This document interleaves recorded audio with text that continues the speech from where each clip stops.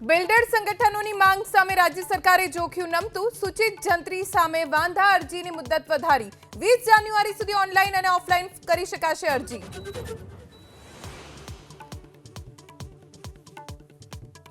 કોંગ્રેસ નેતા લાલજી દેસાઈના નિવેદનથી ઘમાસાણ. સવર્ણ સમાજની લાગણીને ઠેસ પહોંચાડ્યાનો દિનેશ બાંભણિયાનો આરોપ. પેલા ભાજપની કઠપૂતળી ધારાસભ્યોને પૂછો તો ખરા, આ બધા એસસી એસટી ઓબીસી વાળા તમને એકે હારું ખાતું કેમ નથી આપતા? કોઈ પણ સમાજ વિશે, કોઈ પણ વ્યક્તિ વિશે કે કોઈ પણ સંગઠન વિશે આપ આવું નિવેદન કરો તે દુઃખદ છે.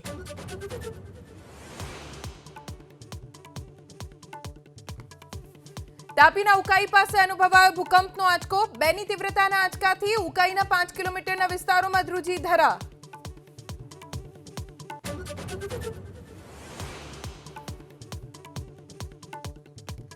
અરવલ્લી અને ખેડામાં ગાંજાના કાળા કારોબારનો પર્દાફાશ. સેવાલિયા પોલીસે 50 કિલો ગાંજા સાથે 2ને ઝડપ્યા, તો ટિન્ટોઈમાં કપાસના પાકની આડમાં ગાંજાની ખેતી ઝડપાઈ.